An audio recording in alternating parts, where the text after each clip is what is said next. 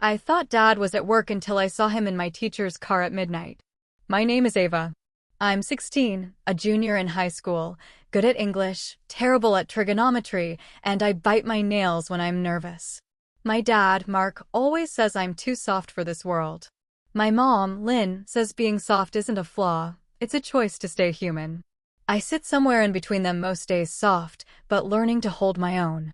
The night it all snapped into focus, the sky was the color of spilled ink. The parking lot by Miller's Field was empty, the kind of empty that makes even crickets hold their breath. I was supposed to be asleep. Dad was supposed to be at work. Only, there it was, a white Toyota Camry with a dent on the back bumper and a blue little free library sticker on the trunk. I knew that sticker. Everyone at school knew that sticker. It belonged to my English teacher, Miss Turner. I thought I was wrong until I saw the silhouette in the passenger seat. Broad shoulders. The slight tilt of the head I knew better than my own reflection. My dad. At first I couldn't move. My brain tried to turn the shapes into anything else. A stranger. A ghost. An empty coat propped on a seat. But then the car's interior light blinked on for half a second, just long enough to paint two faces in soft gold, Miss Turner's smile and my dad's hand brushing a curl from her cheek. Then the light went off and the night swallowed them again. I felt the ground slide under me. Dad. In my teacher's car. At midnight. My phone buzzed in my pocket like a trapped fly. A new text lighting the screen. You weren't supposed to see this. I lifted my head. Through the windshield, Miss Turner turned her face toward the dark. Toward me. She didn't scream. She didn't flinch. She simply stared, eyes steady, like she was grading the night itself. The passenger door latch clicked. The door began to open. And that's where my breath broke, right on that sound, because I realized I wasn't ready to hear what would come out next. Not from her. Not from him. That moment didn't happen first, though. It grew out of 100 little moments that didn't look like much at the time. Soft things. Kind things. Lies hiding inside gentle words. Before midnight and the parking lot, there was our kitchen with yellow cabinets and a wobbly stool my dad kept promising to fix. There was the smell of coffee and oranges in the morning and my mom's habit of humming old country songs when she packed lunches. There was my dad's laugh, deep and easy, when he told stories about work stuff at the hospital's IT department. He worked odd shifts. We learned to measure time by his shoes at the door and the low murmur of him on the phone in the living room, saying, "Yeah, I can cover it," while his eyes slid away from us. Then there was school. Locker doors slamming like metronomes, the cold tile under my sneakers, and room 206, English with Miss Turner. She wore bright scarves and had a way of making even shy kids read out loud. The first week of school, she handed back my essay with a green smiley face sticker and wrote, "You notice small things. That's a gift. Guard it." No teacher had ever written like that on my paper. She called on me, but never to embarrass me. She wrote notes in the margins about how stories teach us to be kinder before they teach us to be clever. I believed her. I wanted to be the kind of person she believed I could be. Dad liked her too. I remember the exact morning I realized that. It was a Thursday. I was eating toast at the counter, and Dad walked in still tucking his shirt into his pants, hair damp from a quick shower. Mom's night shift had run late. She was sleeping. The TV played some morning news on low volume. "How's school?" Dad asked. "Good," I said around the toast. "We're doing a unit on empathy in English. Ms. Turner says the hero isn't always the loudest person in the room." Dad smiled, a quick flash of teeth. "Smart teacher." He poured coffee, leaned on the counter, and added, almost too casual, "She the one with the curly hair and the scarves?" "Yeah." I wanted to explain the way Miss Turner's class made me feel like the world had extra doors I hadn't seen before. But Dad was already tapping his phone. After that, little things started to collect in the corners, like dust you don't notice until the sun hits it. A red scarf in Dad's backseat one Sunday when he drove me to the library. "It's Mom's," he said too fast, even though Mom doesn't wear scarves. A receipt on the floor. Bluebird Cafe, 2 lattes, 1 slice of lemon cake, time-stamped 10:42 p.m. I had a late call, he said when I asked. Stopped for coffee. The way he started double-knotting his shoes at the door while checking the time, then sighing like the clock was a person teasing him. I pushed the questions away because I loved him. Because he once sat up all night when I had the flu and made me laugh by reading my favorite book using a deep cowboy voice. Because when I was 8 and lost the class spelling bee on the word always, he wrote that word in chalk on the driveway 100 times until I could write it with my eyes closed. I didn't want him to be the kind of person who made me feel small on purpose. One afternoon, I forgot my lunch. My stomach growled through second period. When I sat down in English, Ms. Turner walked over and set a granola bar on my desk. "Loner," she said. "Pay me back with a sentence that makes me cry, happy tears only." She winked. I tucked the bar into my pocket and felt seen. That's the thing about kindness. It makes you fold into it like a blanket. You don't think to ask if there are strings. Another day, she kept me after class to go over my essay about To Kill a Mockingbird. "You have a quiet way of making a point," she said. "It's powerful. Just remember, kindness and honesty belong together. If you carry only one, you will drop the other, and it will break." I nodded. I didn't know then how much I'd wish she had kept that sentence for herself. The first high note hit on a Friday. Pep rally day. Everyone wore blue and gold. In the morning rush, I grabbed Dad's car keys instead of my own. His car smells like mint gum and the cologne he uses sparingly. When I slid into the passenger seat to get my backpack, I saw it, the red scarf again, looped around the headrest. It had a small pull on one edge, a snag like a cat's claw mark. I touched it without thinking and felt the soft knit against my palm. My stomach did a slow roll. At school, I saw the same snag on a scarf circling Miss Turner's neck. That tiny, specific pull. The world went blurry for a second, like a camera trying to focus. She saw me looking and smiled. "Good morning, Ava." "Morning," I said. My mouth felt like I'd chewed chalk. I told myself there had to be another explanation. Stores sell the same things to lots of people. Red scarves weren't rare. I told myself I was making stories where there weren't any. It's funny, in a sad way, how your brain can be kind to you by lying. That afternoon, a less extreme thing happened that would have meant nothing if it wasn't for everything else. Miss Turner gave a mini lecture on the difference between revenge and justice. We were reading The Scarlet Letter, and someone asked if Hester should get even with the people who hurt her. "Revenge burns the person who holds it," Miss Turner said softly. "Justice is fire with purpose. It warms and warns." She wasn't preaching. She was inviting. She asked us to write about a time we chose kindness when we could have chosen to strike back. I wrote about a girl who teased me in middle school and how I helped her find her locker when she cried on the first day. Miss Turner underlined a sentence I wrote. I didn't want to be right. I wanted to be decent, and drew a star. That night, Dad said he had to cover a late emergency at work. He kissed Mom's cheek, squeezed my shoulder, and left. I watched taillights fade and told myself not to stare like some detective in a movie. I made popcorn. I did half of my trig homework, hated it, and moved on to English. At 10:15, my phone buzzed with a number I didn't recognize. I ignored it. At 10:17, it buzzed again. One word this time, awake? I'm not the kind of girl who answers unknown numbers. But something about it felt like a string tugging on a knot that had been in my stomach for weeks. I typed, "Who is this?" No response. I went back to pretending not to wait. I folded laundry I'd already folded. I scrolled past photos I'd already seen. At 10:45, the next message came. "If you want the truth, go to Miller's Field at midnight. Come alone." I stared at the screen until the numbers blurred. Everything in me went cold and sharp. I thought about waking Mom and telling her everything about the scarf, the receipt, the late-night texts. But if it was nothing, I'd be pouring gasoline on a candle. And if it was something, I didn't want her to find out alone in our kitchen, hair messy from sleep, smile slipping off her face. I didn't want our home, the place with yellow cabinets and country songs, to be the place where her heart cracked. So I did the thing I thought was brave then and maybe stupid. I put on my hoodie and my old running shoes. I slipped my phone in my pocket and crept down the hall. Mom's door was closed. I could hear her soft breathing. I left a sticky note on the counter anyway, went for a walk. Couldn't sleep. If she woke up and found it, she'd text. She didn't wake up. The air outside smelled like rain and hot asphalt.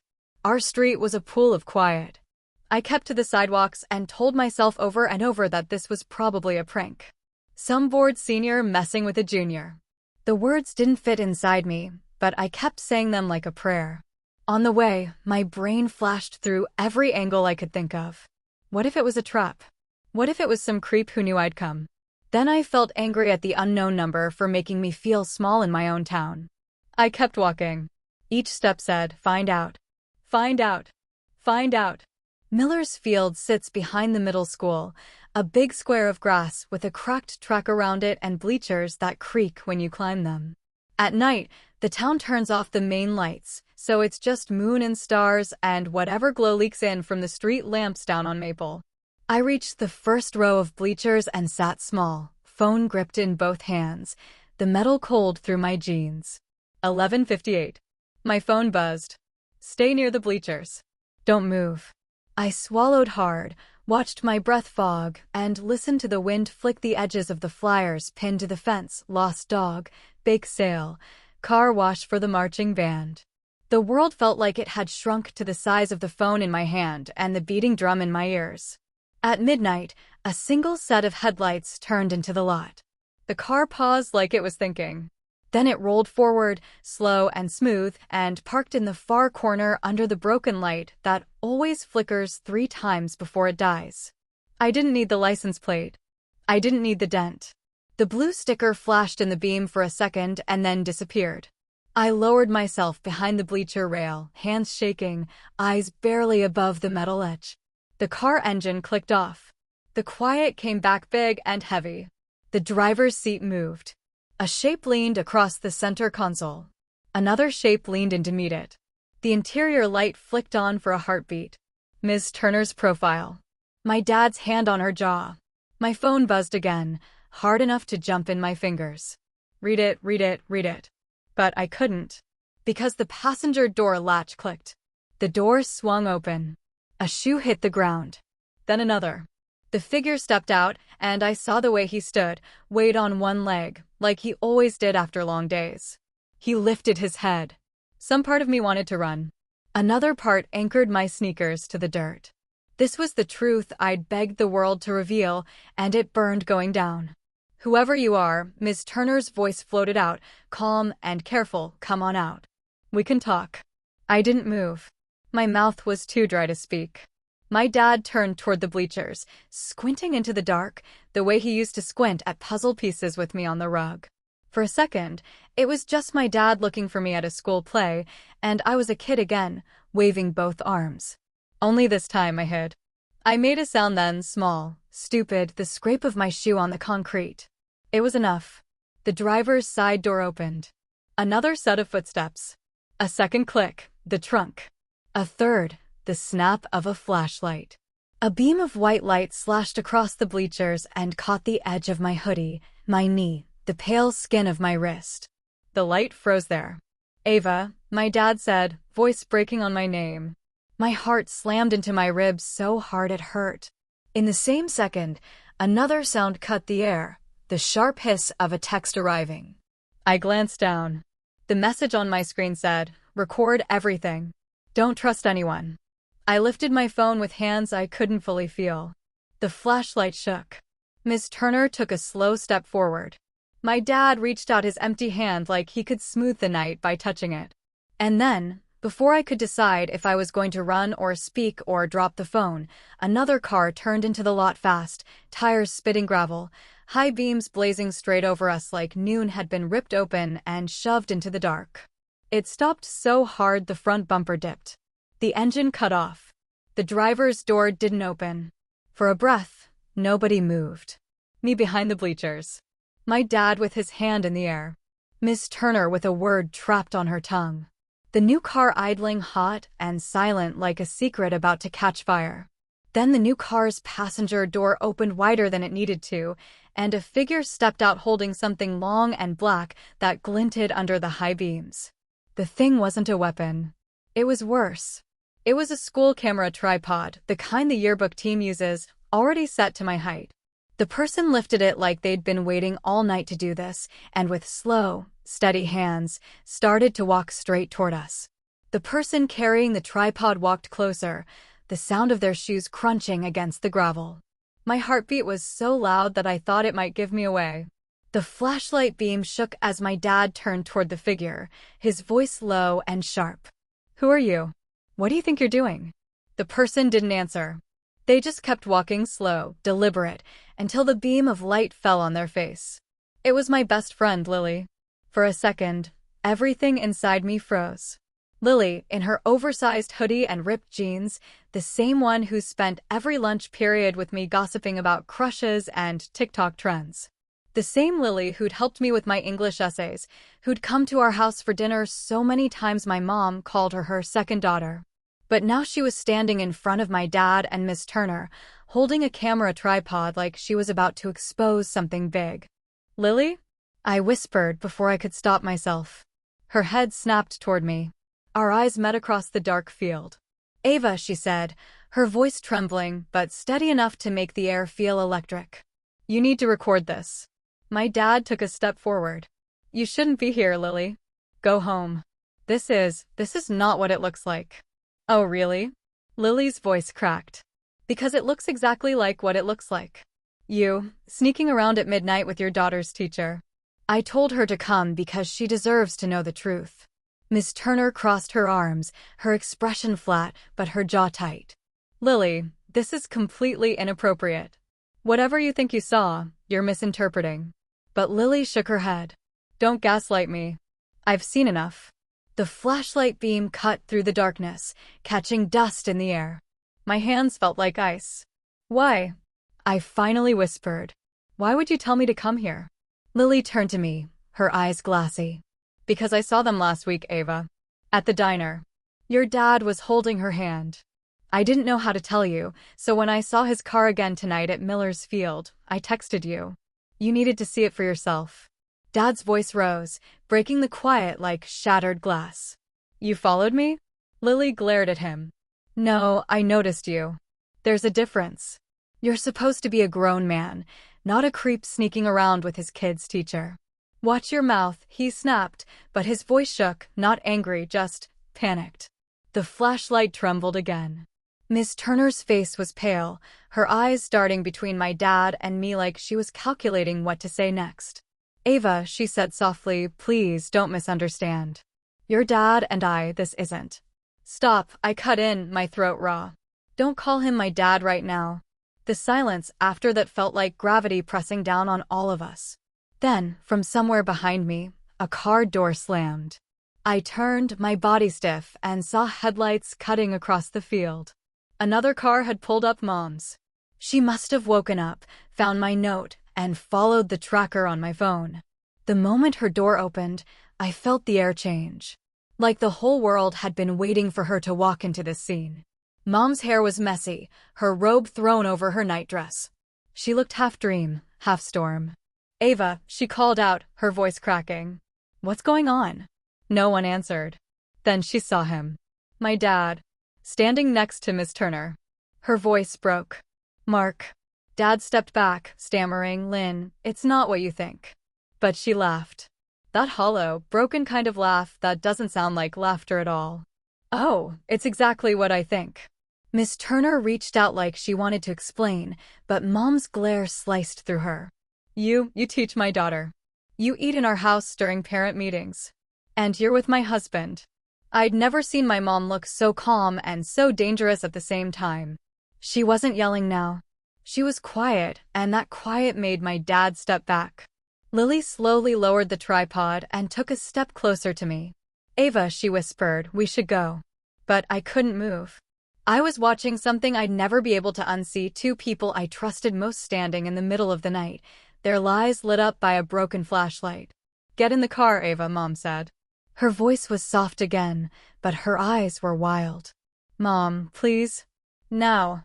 Dad reached out like he could fix this with a gesture. "Lynn, just don't," she said. "Don't touch me." Miss Turner took a step back, finally looking small. Her voice barely above a whisper. "We didn't mean for this to happen." Mom turned her gaze on her, and that was enough. Miss Turner froze, then lowered her eyes. When I finally slid into the passenger seat of Mom's car, I looked out the window and saw Dad drop to his knees, head in his hands. For the first time, he looked human. Weak. Like the man who used to build pillow forts for me was gone, and all that was left was someone who made promises he couldn't keep. We drove home in silence. The whole way, I watched the road blur through the glass, and something inside me cracked, but not completely. Just enough to let the light in. Because even through the shock, even through the heartbreak, something else had started to grow under my skin. A plan. The kind of plan that doesn't just hurt back, it teaches. And when I was ready, they'd both learn what happens when you betray someone who learned empathy from a liar. The night ended quietly. But something darker and smarter had just begun. Mom didn't say a single word on the drive home. Not one. The air inside the car felt like it was holding its breath. Her hands gripped the steering wheel so tightly her knuckles turned white. I sat in the passenger seat, staring out at the dark streets of our small town, each streetlight flashing over my face like quick reminders that everything I knew was gone. I tried to speak once, just to say her name, but my voice came out small and useless. She didn't look at me. Not even a blink. When we pulled into our driveway, she killed the engine but didn't get out. We just sat there. Seconds stretched into minutes. Then finally, she whispered, "I told him once. If he ever made me feel stupid, I'd never let him forget it." I didn't know what that meant, but it scared me more than shouting would have. She turned to me, her eyes rimmed with tears, but hard underneath. "Ava, go to your room. Don't talk to anyone. Don't post anything. Don't tell your friends. I need to think." "Mom, please," she said. "Just go." I obeyed, but I didn't sleep. I lay on my bed with the lights off, staring at the ceiling as everything replayed in my head: the scarf, the text, the look on my dad's face when he realized it was me behind those bleachers. By morning, my phone had exploded with messages from Lily. "Lily, are you okay? Lily, did your mom kill him? Lily, Ava, answer me please." I typed, "I'm fine. I think." Then I deleted it. I didn't know what fine meant anymore. Downstairs, I could hear Mom moving around the kitchen. No country music this time. No humming. Just cabinets opening and closing, sharp and quick. When I finally went down, she was dressed for work already, hair tied up, scrubs pressed. She looked normal. Almost too normal. "You're still going to work?" I asked softly. She turned, coffee mug in hand. Life doesn't stop because someone shows you who they really are. Then she took a slow sip and looked at me. "You're not going to school today." "Why not?" She raised an eyebrow. "Do you really want to sit in that woman's class after what you saw?" The thought made my stomach twist. "I'll call the office," she said, grabbing her keys. "Tell them you're sick." "Mom, what are you going to do?" She paused by the door. "Something that will hurt, but not as much as what he did." And just like that, she was gone. I didn't know it then, but that was the day everything shifted from shock to strategy. From heartbreak to revenge. The next few days crawled by. Dad didn't come home. Not once. His phone went straight to voicemail, and Mom didn't try to call again after the first day. I saw her at the kitchen table that night, staring at her wedding ring like it was a stranger. Then she slipped it off and placed it on the counter. Quietly. No tears. Lily came over after school the next day. She didn't knock, she just walked in like always. Her face said everything. "I'm so sorry, Ava," she whispered. I didn't know what else to do. I nodded. "You did the right thing." She looked at me carefully. "So, what now?" I didn't answer right away. I opened my laptop, clicked on Ms. Turner's class website, and scrolled through her posts, her inspirational quotes, her kind teacher tone, her perfect life. The woman who'd written "Kindness is a revolution" across the classroom board was sleeping with my father. "I'm going to ruin her," I said quietly. Lily blinked. "What do you mean?" "I don't know yet," I said. "But I will." That weekend, I followed Ms. Turner's Instagram.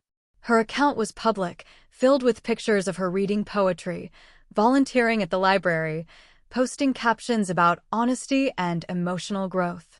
The kind of person everyone admired. But I noticed something else. A pattern. Every photo that looked too perfect, the background blurred, the lighting flawless, was taken from the same angle. The same camera quality. The same timestamp range that matched when my dad was supposedly on late-night calls. He'd been taking her pictures. The betrayal stung deeper. That night, Lily came over again, and we sat in my room, scrolling through the posts. She's built her entire image on being the kind teacher, Lily said. If people saw what she's really like. I looked up. Exactly. But how do you prove it? That's when I remembered something. The text I got that night. Record everything. Don't trust anyone. At the time, I thought it was a random message, but what if it wasn't? What if someone else knew? I opened the chat and scrolled up. The number was still unknown, no contact name, no photo. But there was something weird. A single new message appeared that hadn't been there yesterday. Ready to finish what you started? Lily leaned closer. Ava, who is that? I don't know. You should block them. Not yet.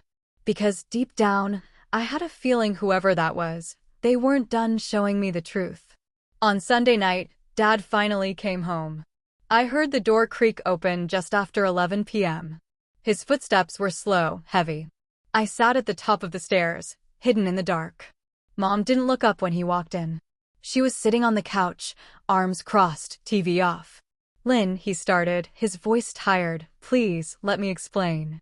She didn't even blink. You had plenty of time to explain. I just want to know why. Why her? Why someone who sees our daughter every day? He sighed. It wasn't supposed to happen. We were just talking at first. She understood me. Understood you? Mom scoffed. You mean she let you feel special while I worked double shifts to keep this house running? Lynn, stop. No, you stop. Her voice cracked now. You broke this family. You humiliated me in front of my daughter, her teacher, and half this town when they find out. And for what? So you could feel seen? He sat down, face in his hands. I made a mistake. She stood, her voice lowering to a dangerous calm. Then I hope you're ready to live with it. Because I'm done covering for you.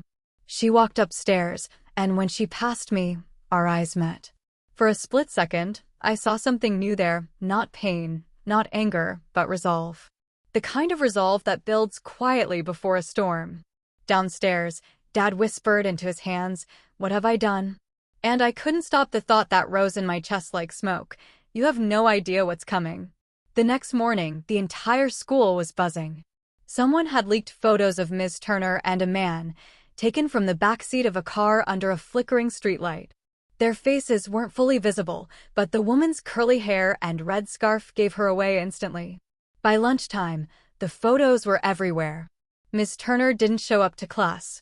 The principal made an announcement over the PA system asking students to respect people's privacy, which, in high school, basically means spread it faster. I didn't post the photos. I didn't need to, but I knew who did. The unknown number sent one final message that afternoon. You're welcome. But it's only half the story. My stomach dropped. Half? What did that mean? Before I could reply, a second message arrived, this time with a video file. I clicked it.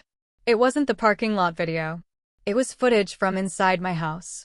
From the kitchen. From weeks ago. The camera was hidden, but the audio was clear. Ms. Turner's voice. My dad's laugh. The scrape of a chair.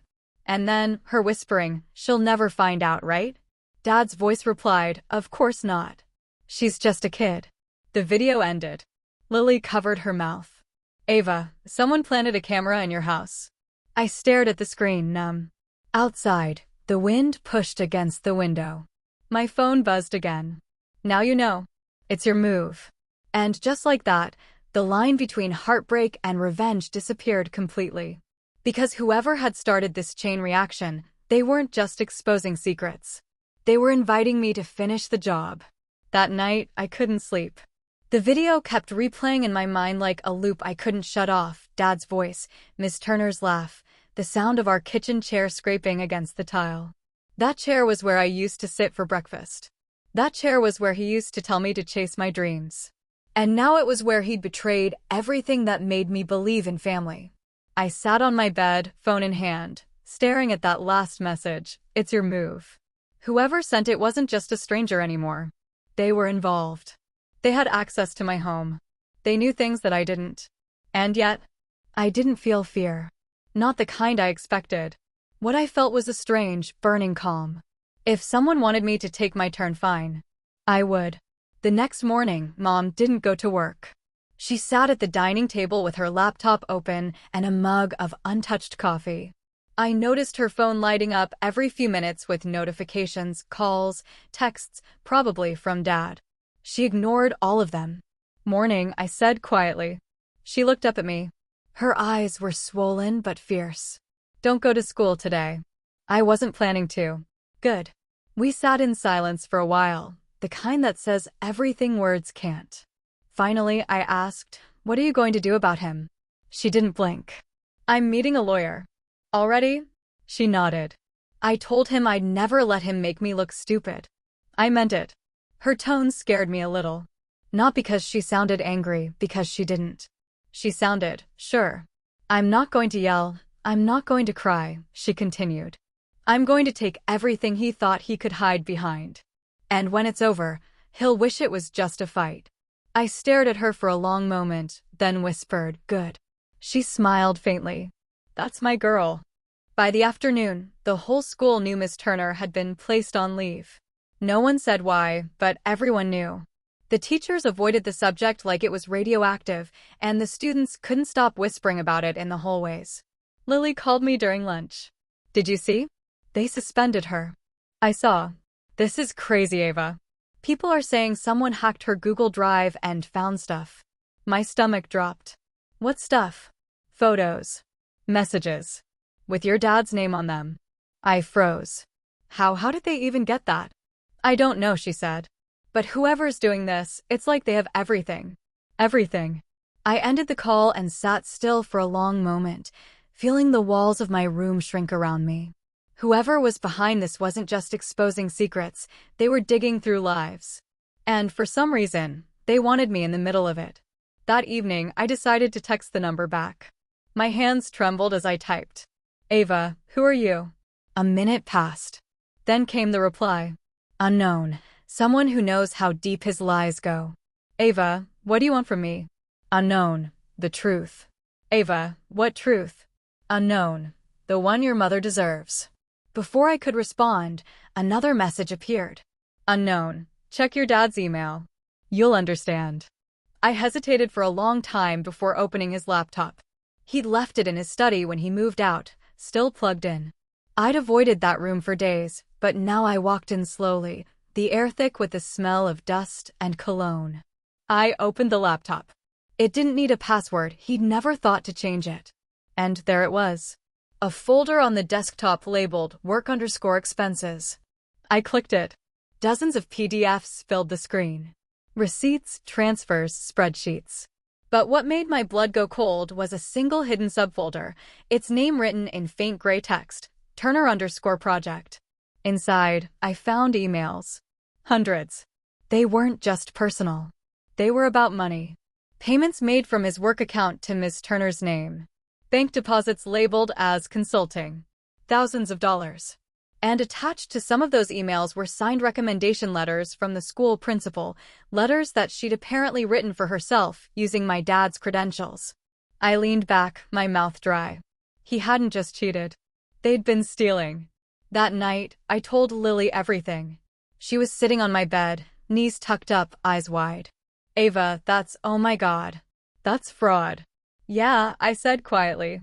"And he used his hospital account to do it." She blinked. "You could report him." I nodded slowly. "Or I could let him ruin himself." "What do you mean?" I looked up at her, my mind spinning faster than my fear. "If I send this to the school board anonymously, Ms. Turner loses her job for good. And Dad gets dragged into an investigation. I don't have to do anything else." Lily hesitated. "Are you sure you want to go that far?" I stared at the laptop screen. He already did. But before I could send anything, another message came from the unknown number. "Unknown. Be careful who you trust." "Ava, why are you helping me?" "Unknown. Because I wasn't the only one he lied to." "Ava, what do you mean?" No reply. For a few hours, I couldn't think straight.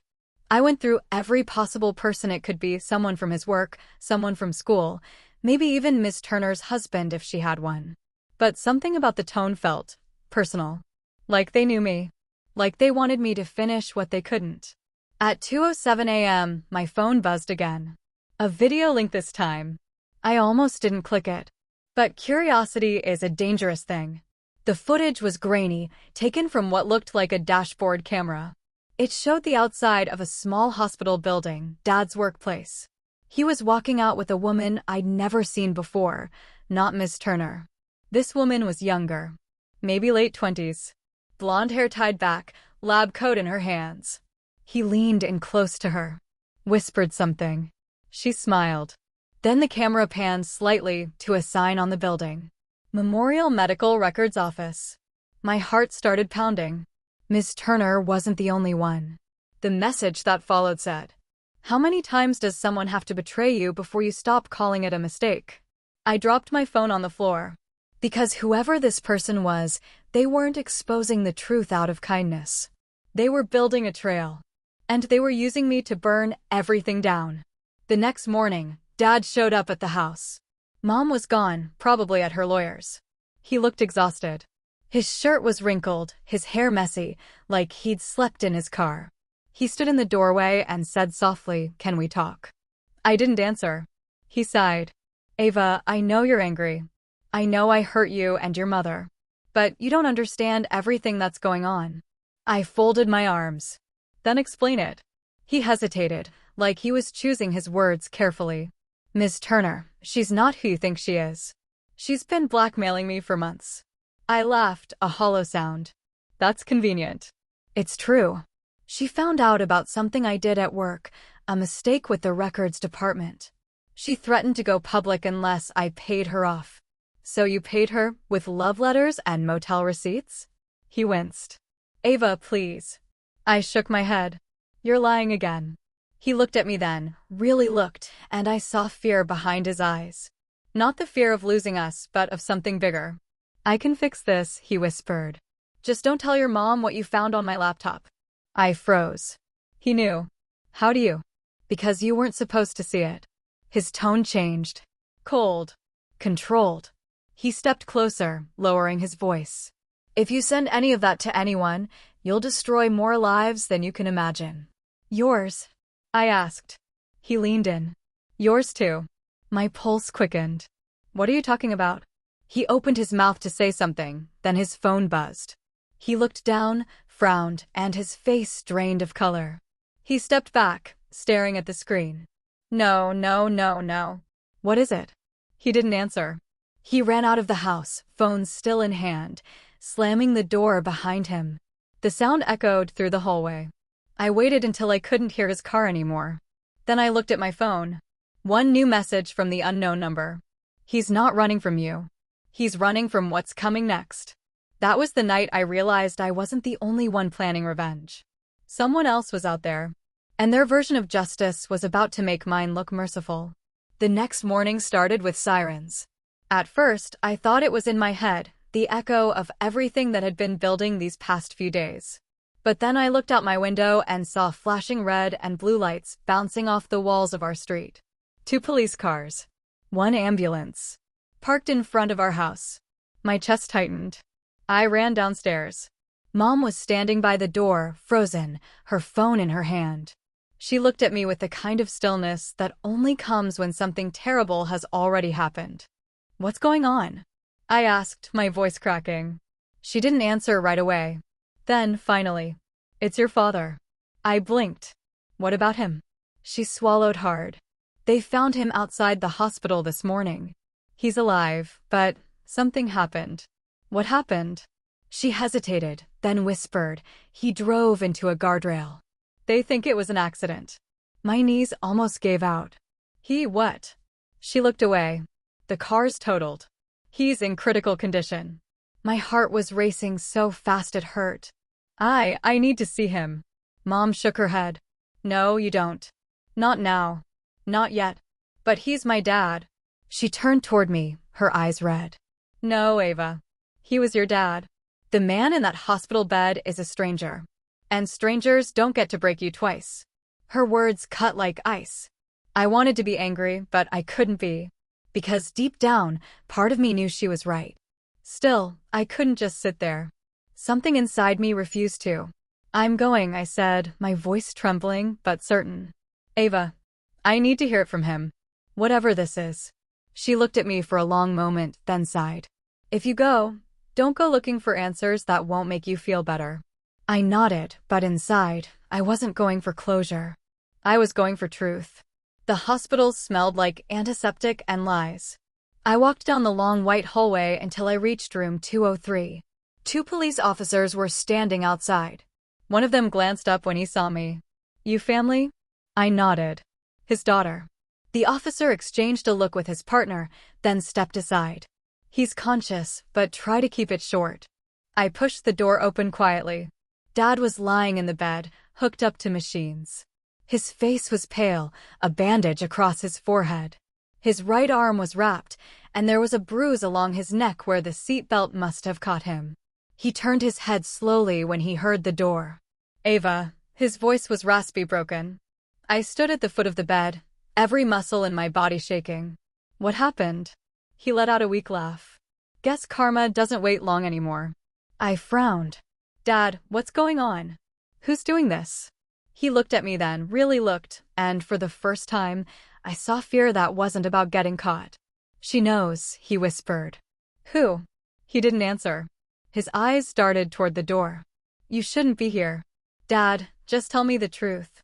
His voice dropped to a whisper. I didn't crash the car, Ava.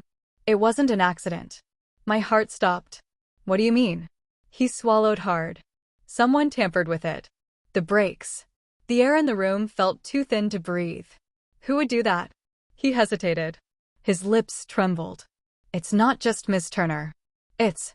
The heart monitor spiked. His whole body jerked as he gasped for air. Dad! I yelled. The door burst open and 2 nurses rushed in, followed by the officers. One of them grabbed my shoulders and pulled me out of the way as the nurses shouted for help. I stood frozen as they worked, pushing buttons, calling for oxygen, pressing down on his chest. Then, one by one, the machines began to scream. And then they stopped. The nurse nearest to me looked up, her face soft but grave. I'm sorry, sweetheart. He's gone. The next few minutes didn't feel real. I could see mouths moving, people walking, clipboards being passed, but none of it sounded like anything. It was like my world had gone underwater. I remember Mom showing up. I remember her pulling me into her arms even though she'd said she'd never let him break me again. I remember her whispering, I'm so sorry, over and over until the words lost meaning. But what I remember most, what I'll never forget, was the police officer who came back into the hallway about 20 minutes later. He had something in his hand. A small, silver flash drive. We found this in his jacket pocket, he said quietly. It's labeled for Ava. Mom looked at me. Do you want to take it? I nodded, even though my hands were shaking so badly I could barely hold it. That night, I plugged the flash drive into my laptop. It contained one video file, dated 2 days ago. When I hit play, the screen flickered to life, and there was Dad, sitting at his desk in our house, looking straight into the camera. He looked exhausted, older than I'd ever seen him. If you're watching this, Ava, he began, then I didn't make it. My breath caught in my throat. He sighed. You deserve the truth. All of it. No lies this time. He leaned forward, elbows on the desk. I met Miss Turner about a year ago. She wasn't just a teacher. She was running a consulting program for the hospital, collecting donations from staff in exchange for quiet recommendations, research grants, favors. It started small. I paid once. Then she wanted more. She threatened to expose mistakes I'd made with patient data if I didn't keep helping her. He rubbed his face. I thought I could handle it. I thought I could keep both worlds separate. But she kept pulling me deeper. And when I tried to end it, she said she'd tell your mother everything. He paused, eyes glistening. But then someone else got involved. Someone who started sending me messages. Someone who knew everything, what I did, what she did. They said if I didn't come clean, they would. He looked directly at the camera. Ava, I think that person is closer to us than you realize. Maybe even someone you trust. He leaned back, took a shaky breath. If they're still texting you, don't reply. Don't meet them. Don't believe their version of justice. They don't want truth. They want destruction. He reached for something off-screen, a photograph. He held it up. It was me. When everything falls apart, remember this, he said. You're not me. Don't let revenge make you someone you'll hate in the mirror. The screen went black. I sat there in silence for a long time, staring at my reflection in the dark monitor. He was right about one thing: someone had been pulling the strings. And maybe, just maybe, I was next on their list. Then my phone buzzed. A new message. Unknown. He warned you, didn't he? I froze. Unknown, but he forgot to tell you who I am. The typing bubbles appeared again. Unknown. You're not the only one who lost a father in this mess. My heart dropped. Before I could respond, another message came through. Unknown. See you soon, Ava. We have unfinished business. The chat closed. The number disappeared. I sat there, gripping the flash drive, every hair on my arm standing straight. Somewhere out there was another person, someone with just as much to lose, just as much anger, and maybe a reason to finish what they'd started. And now, it wasn't just about my father anymore. It was about their father, too. And I was standing right in the middle of both their revenge stories. For 2 days, I barely left my room. The funeral was in 3. Mom handled everything: the arrangements, the visitors, the polite lies about the accident. She didn't talk about the police, the flash drive, or the fact that someone out there might have wanted him gone. We buried him on a gray Thursday morning. The air smelled like wet soil and regret. The pastor said words about forgiveness, but every time I closed my eyes, all I saw was his video, his tired face saying, "You are not me." I wanted to hate him. I wanted to mourn him. I didn't know how to do both at the same time. Lily stood beside me through it all, her hand on my arm. She'd been quiet lately, distant almost, like she knew something she wasn't saying. After the burial, people came up to hug me: neighbors, teachers, coworkers. I forced myself to nod, to thank them, to pretend I was listening. But my eyes kept drifting to one figure standing alone near the back. A woman. Black coat, umbrella, face half hidden. She wasn't crying. She wasn't talking to anyone. Just watching. And when I looked directly at her, she nodded once, slow, deliberate, before walking away. That night, I couldn't stop thinking about her. The way she'd moved. The way she hadn't flinched when our eyes met. Like she wanted me to see her. I went through my dad's flash drive again, hoping maybe she'd show up somewhere: a photo, a file, anything. But then I noticed something I hadn't seen before. A second hidden folder. Locked. Password protected. I stared at it for a long moment. The folder name was simple: Haven. Haven, I whispered under my breath. It didn't mean anything to me, but something about it made my chest tighten. I tried the obvious passwords: my birthday, mom's name, our address. Nothing. Then, almost without thinking, I typed Turner. Click. It opened. Inside were screenshots, emails, text threads, photos, but not between Dad and Ms. Turner. Between Ms. Turner and someone else. A woman named Elise Hartman. I scrolled through the messages, my pulse racing.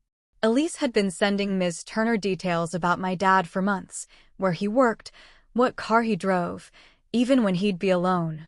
The earliest messages were friendly, casual.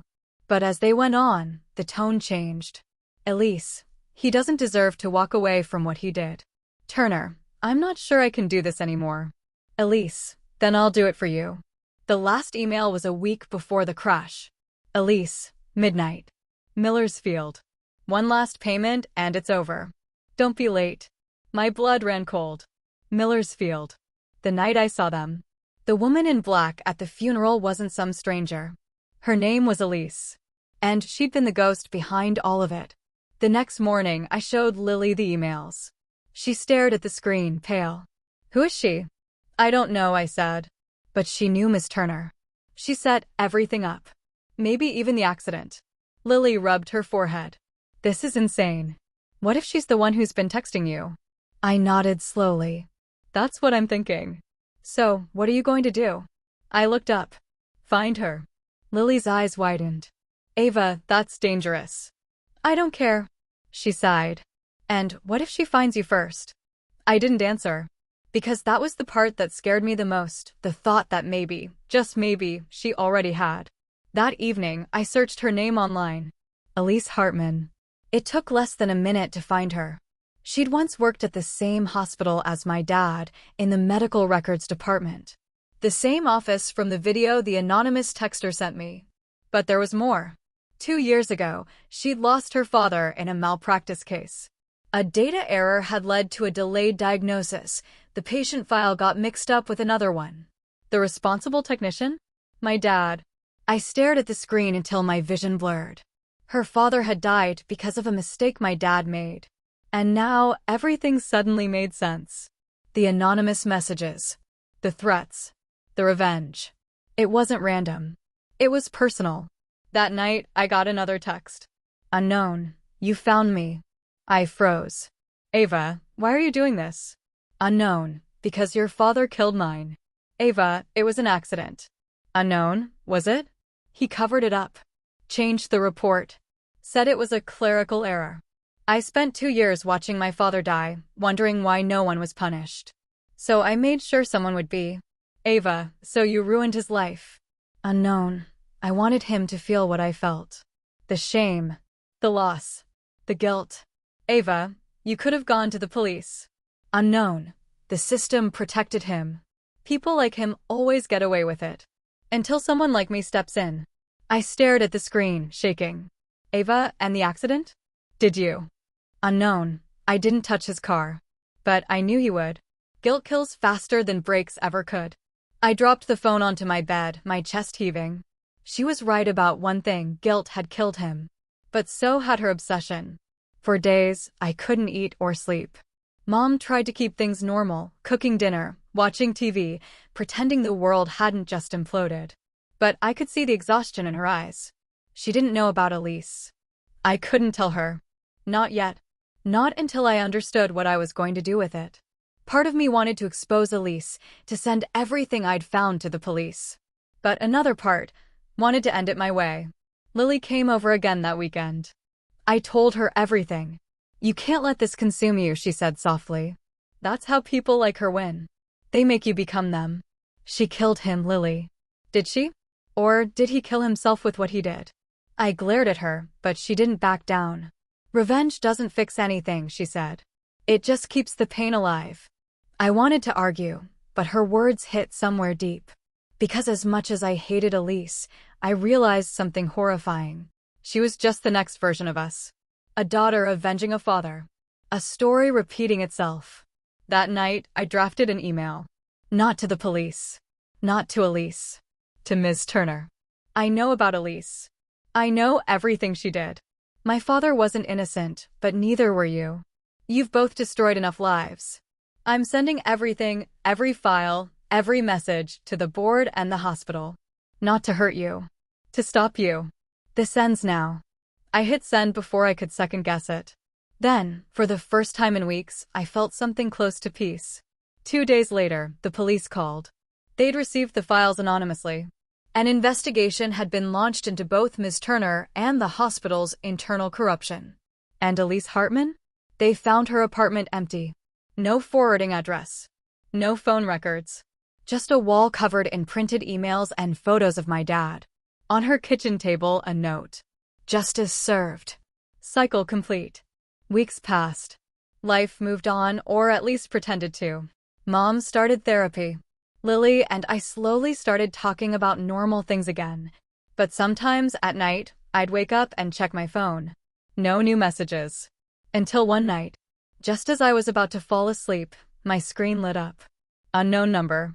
Unknown. He wasn't the only one she was watching. My hands went cold. Ava, who is this? A photo came through. It was me, taken from outside my window. I stared at it until my vision blurred, my heart pounding so hard it felt like thunder in my throat.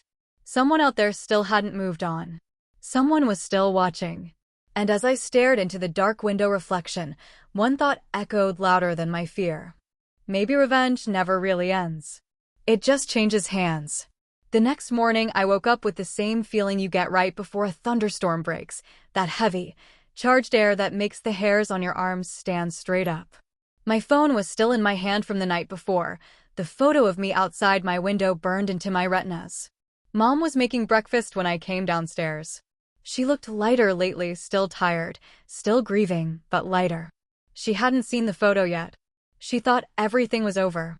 I didn't want to ruin that for her. But I couldn't hide it anymore either. "Mom," I said quietly. "Someone's still watching us." She froze, spatula midair. "What do you mean?" I slid my phone across the counter. She picked it up, stared at the photo, and her face drained of color. "When was this taken?" "Last night." Her eyes darted to the window. "We're calling the police." I shook my head. "No. This isn't a break-in. This is a message. Ava. Mom, whoever this is, they want me to see them. They want me to know they're still out there." She looked at me like she was about to argue, then stopped. She set the phone down, her hands trembling slightly. "Then we don't play their game." I stared at her. "What do you mean?" She drew a slow breath. "You fight darkness with light. That's what your father forgot. That's what Elise forgot. You're not going to forget it too." I spent the day thinking about what she'd said. About Dad's video. About Elise's note. About Lily's warnings. They'd all been trapped inside the same cycle: loss, betrayal, revenge, turning over and over like gears. And now whoever had sent that photo was trying to pull me into it. I decided right then, I wouldn't give them what they wanted. But I wouldn't hide either. That night, I turned my desk lamp on, opened my laptop, and started typing. Every file. Every email. Every text. Every detail about Dad, Miss Turner, Elise. Everything I knew. I wrote it all out like a story, naming names, dates, places. Then I uploaded it to 3 different secure drives. One for the police, one for the local paper, one to a scheduled email in case anything happened to me. When I was done, I turned the lamp toward the window and left it on. If they were watching, they'd see me. If they were waiting for me to play victim, they'd see something else. Midnight came. No text. No shadow at the window. Then, at 12:07 a.m., a single notification. "Unknown. You've learned fast." I stared at the screen, my pulse steady. "Ava, it's over." The typing bubbles appeared. "Unknown. Maybe. But you'll always wonder, won't you?" "Ava, no. I won't. Because I've already sent everything. If anything happens to me, everyone will know." Silence. Then one final message. "Unknown. Good. Stay soft, but stay ready. You're not your father. Don't become me." And, just like that, the chat closed. The number disappeared. Weeks passed. The investigation at the hospital widened. Ms. Turner resigned. Elise stayed missing, but the police now had enough evidence to open a formal case. People at school whispered when I walked by, but I didn't care anymore. I sat in a new English classroom now, with a new teacher who didn't wear bright scarves or hand out green smiley face stickers. Sometimes I still felt the ache of everything I'd lost: my dad, my trust, my safe world. But it wasn't the same kind of ache anymore. It was quieter. Stronger. One afternoon, Lily slid into the seat next to me. "You okay?" she asked softly. I thought about it. "I think so." "You're different," she said. "I know." "Not colder," she added quickly. "Just older." I smiled faintly. Maybe that's what happens when you see what people are really capable of. She squeezed my hand. "And what you're capable of." That night, as I stood at my window, I saw my reflection in the glass. For the first time since everything began, I didn't see a scared girl hiding behind bleachers. I saw someone who had walked through fire and hadn't let it burn her into something unrecognizable. The phone stayed silent. The street stayed empty. I whispered to the glass, to my reflection, to whoever might still be watching out there. "I'm not you. I'm not him. This ends with me." And for the first time in months, I believed it. Epilogue. In the end, Dad's mistakes and Elise's revenge had left a crater where our family used to be. But it also left something else: a map. A way out of the cycle. Kindness isn't weakness. Empathy isn't a weapon. And revenge, no matter how righteous it feels, always asks for more than it gives back. I still write, like Ms. Turner taught me. But now I write everything down, not just to make someone cry happy tears, but to make sure stories like ours don't stay hidden. And maybe someday, if someone else is standing at their own midnight window, wondering if they should follow the path of destruction or the path of light, they'll read mine and choose the way out. Because I did.